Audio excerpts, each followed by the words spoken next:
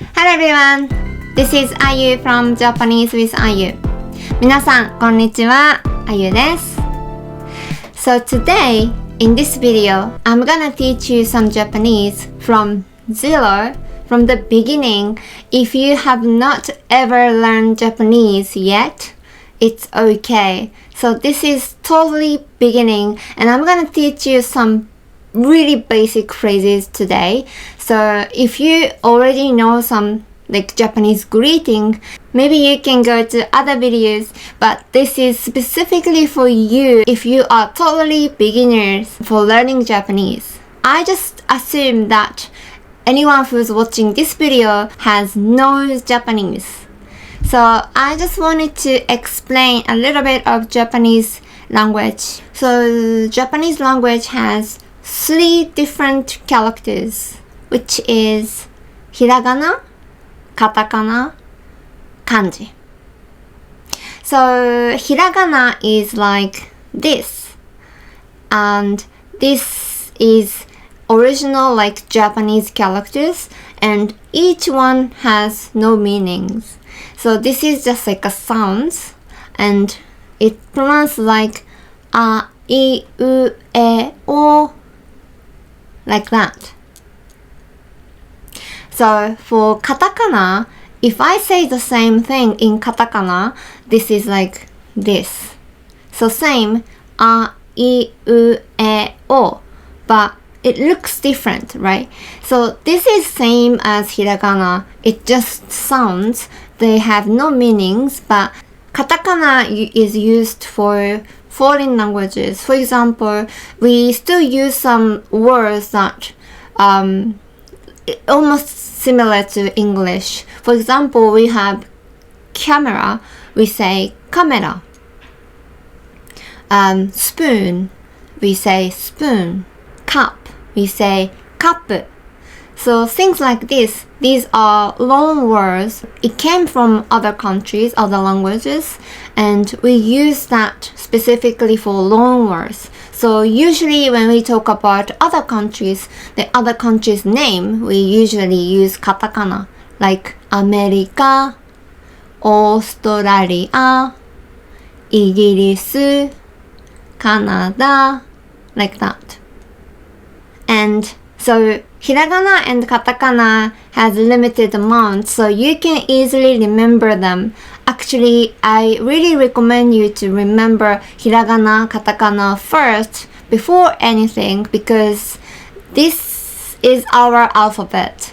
And we don't have alphabet like English, so if you keep using alphabet, it's called romaji, then your sounds or pronunciation is totally different from my, the way of speaking, because we didn't learn Japanese in alphabet.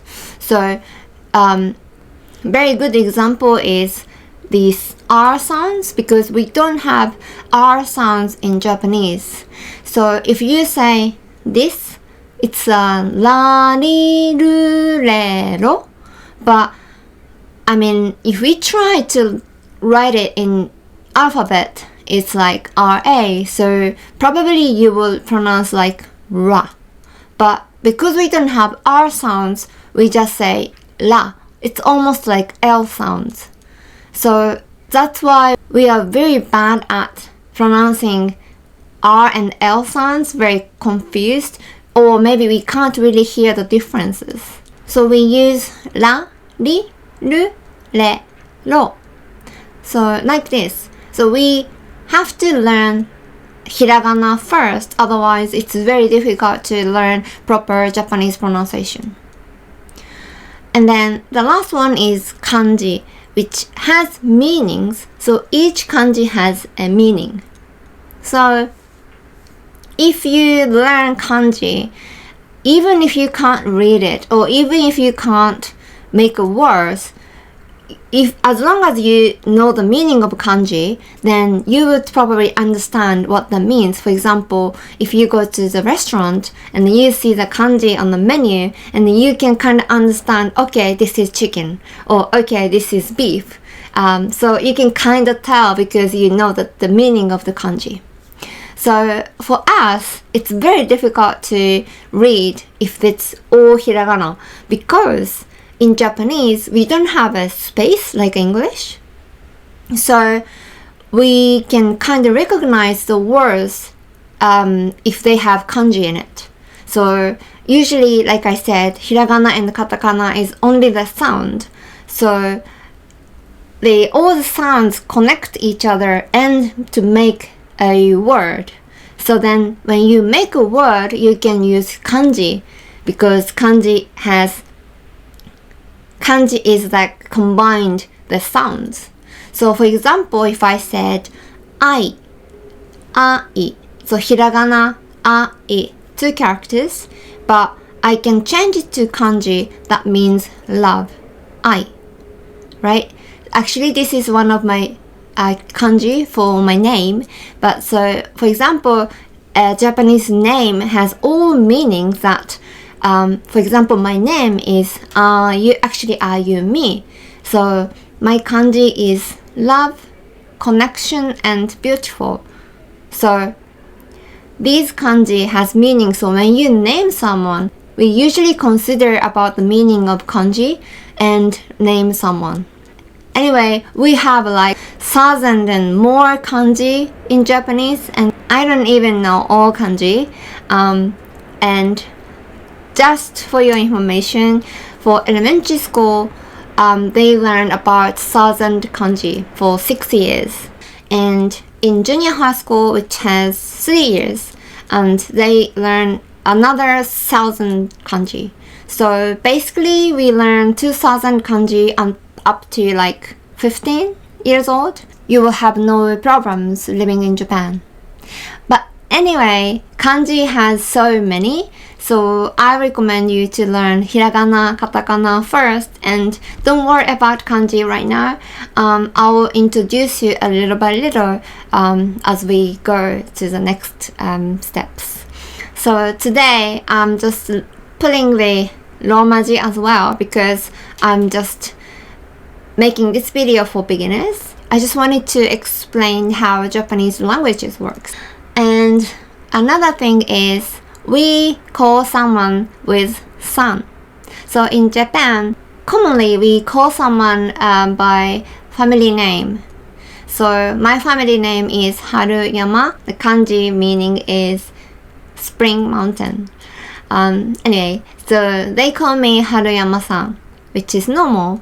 But if they are close friends of mine, they call me Ayu or Ayu-chan or Ayu-san. So san is a little bit more polite. So whoever is younger than me, they call me Ayu-san. So in Japan, age matters a lot. So if you are just 1 year younger than me, you have to make sure that you talk to me like kind of polite way.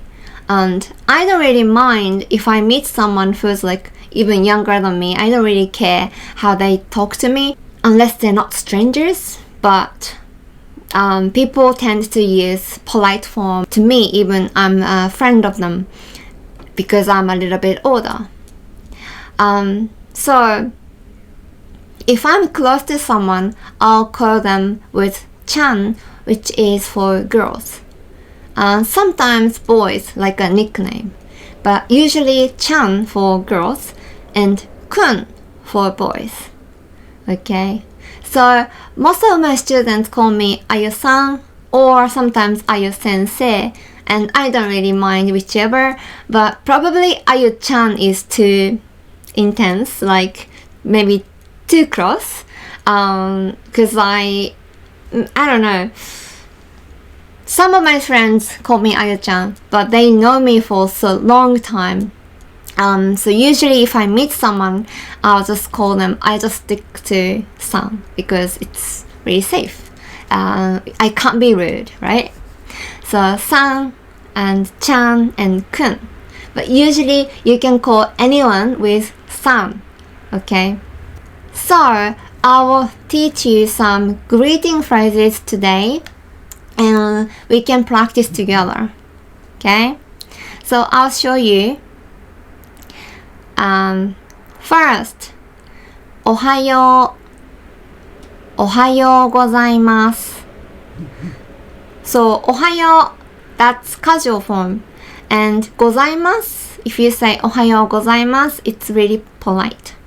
So, you can talk to teacher or boss おはようございます but talk to family members or friends おはよう just おはよう it's okay. こんにちは。こんにちは。Good afternoon. Hello. It's not こんにちは okay? We have very flat sounds.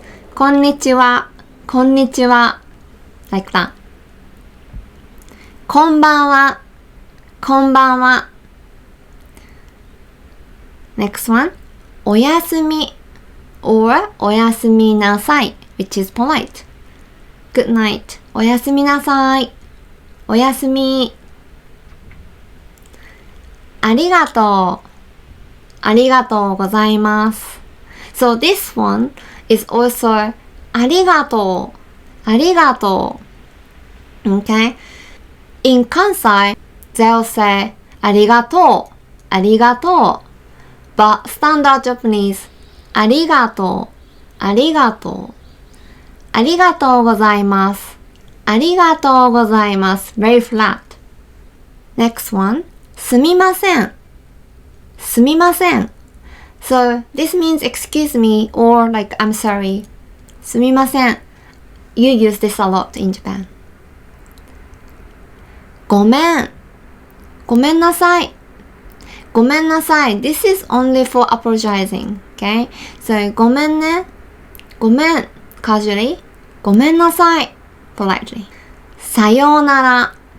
So, さようなら is very formal and also that means like goodbye. We don't really use this, but yeah, if you want to be really formal, then さようなら. But casually, またね。またね。or じゃあね。じゃあね。like this. Okay, let's practice together. So please repeat after me, okay? From the beginning. おはようございます。おはようございます。おはよう。おはよう。こんにちは。こんにちは。こんばんは。こんばんは。おやすみなさい。おやすみなさい。おやすみ。おやすみ。ありがとうございます。ありがとうございます。ありがとう。ありがとう。すみません。すみません。ごめんなさい。ごめんなさい。ごめん。ごめん。さようなら。さようなら。またね。またね。じゃあね。じゃあね。There is a phrase that we say before we eat.We do like this and いただきます。いただきます。This is basically just saying thank you for the meal. I'm gonna eat. いただきます。いただきます。Maybe you realized it, but the last su sounds, we don't really say su, like SU. So this is also another reason you should learn hiragana. Because S doesn't have SU sounds that much. So whenever we say like ありがとうございます, it's almost like S, not S. S. いただきます。ありがとうございます。ます。Okay? Not ます。Alright. Next one. So when we finished eating, we say ごちそうさまごちそうさま Same. This is also thank you for the meal, and you can just like appreciate someone who cooks for you. Okay, so actually you can use this phrase at restaurant when you leave. Instead of saying ありがとうございます, you can say this as just telling them thank you. It was good. ごちそうさまです。ごちそうさまです。And でした is past tense. Because you finished eating, it's past tense. We can use ごちそうさまでした as a past tense. Alright, the next two phrases are kind of pair phrase, okay? Whenever we go out, when we leave home, you say this to someone who's staying at home. You say 行ってきます。行ってきます。I'm gonna go. See you later. 行ってきます。So that to respond to this, 行ってらっしゃい。行ってらっしゃい means okay, take care, have a good day. 行ってらっしゃい。And another two pair of phrases is ただいま So I'm back. ただいま And then the response to this, おかえり。おかえりなさい。おかえりなさい。Welcome back. You can use those phrases even when you are with someone outside. For example, you're just going somewhere and come back. Like, let's say you are at the food court and you want to grab a food and you can say, じゃあ、行ってきます。I'm just gonna go, be right back. And then when you come back, あ、ただいま。And I can say, おかえり。So, not only at home, but mostly we use at home, someone going, someone's come back, and you know, this is like a phrase. Instead of, because we don't have this phrase like, have a good day, we can say that, but we don't really use that. So we just say, 行ってきます、行ってらっしゃい、ただいま、おかえり, like that. And next one, this is really common phrase, which is, お疲れ様。お疲れ様です。So this, it's very difficult to translate in English because English doesn't have that. Means you kind of appreciate someone's work and saying, oh, thank you for your work. You did a good job. But nowadays we just use like as a greeting, like お疲れ様です as when you leave work, thank you for your work, I'm just gonna leave, see you later, see you tomorrow, just bye.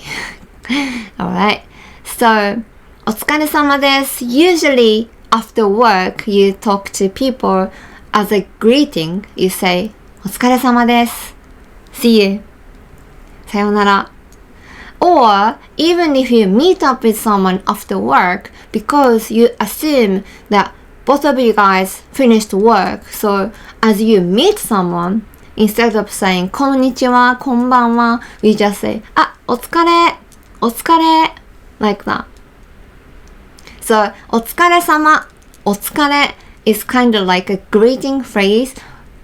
It just includes everything like hey, hello, see you later, bye. It's everything. So it's really useful phrase, but you should know how to use it correctly. But mostly after work, you can say it to pretty much everyone. The last phrase is 失礼します。失礼します。So this is the word probably you use at business situation. You go into someone's room, knock knock, 失礼します asking like, sorry for interrupting you, can I come in?